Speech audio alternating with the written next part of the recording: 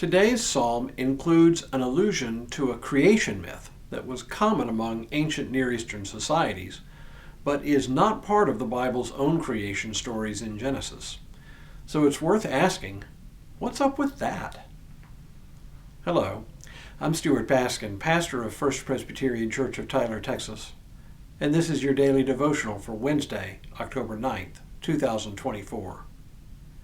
Today's psalm selection from the Daily Lectionary's morning prayers for today is a portion of a lengthy psalm having to do with God's choice of David as his anointed servant. Even the portion for today is a little long to read in its entirety, so I'll just focus on a few verses in the middle of the selection. The psalm itself begins with an extended section of praise for God's incomparable works and God's great love and mercy for Israel. Part of what the psalmist praises is God's great act of creation, a theme that runs throughout the Old Testament. God is compared to other deities and is found to be far greater than any of them. But it is one section in particular that draws my attention. Verses 8 through 11 read, "O Lord God of hosts, who is as mighty as you, O Lord? Your faithfulness surrounds you. You rule the raging of the sea. When its waves rise up, you still them. You crushed Rahab like a carcass. You scattered your enemies with your mighty arm. The heavens are yours. The earth also is yours. The world and all that is in it. You have formed them." So you may not have noticed because it's just a passing reference, but when the psalmist mentions God crushing Rahab like a carcass, he's referring to a common ancient Near Eastern creation story. There is, by the way, another Rahab in the Bible, the prostitute who assists the Israelites in their conquest of Jericho in the book of Joshua, but that's a different Rahab. The story of this Rahab goes something like this. At the beginning of things, there was nothing but a vast expanse of water. To the ancient mind, water, especially vast bodies of water, like the Mediterranean Sea, were frightening.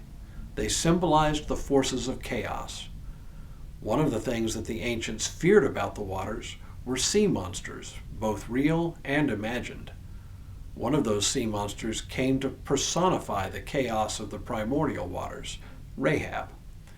In the mythology, God kills Rahab, divides its body in two, and places the two parts of the body such that they divide the primordial waters under the ground and waters in the sky, as the part that falls as rain. This mythology echoes the ancient story called the Enuma Elish, the Babylonian creation story in which the great god Marduk slays the goddess Tiamat and splits her body in two to separate the primordial waters. It's just possible that either the Babylonians appropriated the ancient story of Rahab, or vice versa, or it is possible that both stories have even earlier origins. What is striking to me is that the figure of Rahab appears in the Psalms at all, and as well as in a few other texts in the Old Testament, and that there is reference, however oblique, that draws on this ancient mythology. The reason it is so interesting to me is that neither of the creation stories in Genesis mentions Rahab or the mythological story of Rahab's slaying by God. What is in Genesis 1 is the idea that in the beginning, waters did indeed cover the face of the deep, and God began creation by separating the waters. Here's that part of Genesis 1. In the beginning, when God created the heavens and the earth was a formless void, and darkness covered the face of the deep, while a wind from God swept over the face of the waters. And then skipping on, "And God said, let there be a dome in the midst of the waters, and let it separate the waters from the waters.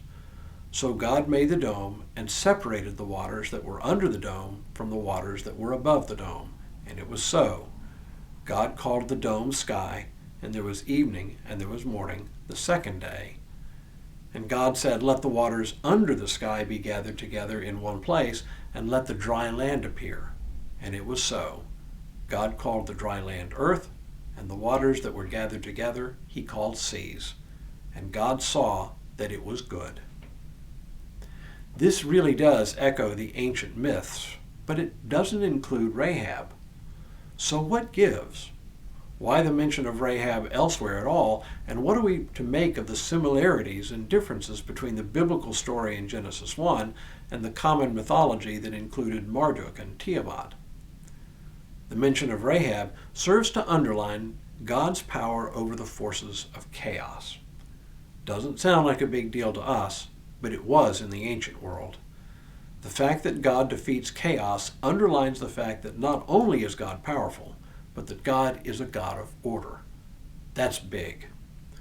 And the fact that the Genesis narrative sounds a bit like the other myths means that the Hebrews interpreted creation very differently from other ancient Near Eastern cultures. Creation didn't come about as a result of a cosmic battle, but as the result of the pure love of God. It is this striking difference in the middle of a seemingly familiar story that is so huge. The God of the Bible is different from the gods of every other culture in every way possible. And that is the point. And for now, may God continue to bless you and keep you in all that you do this day and in all the days ahead.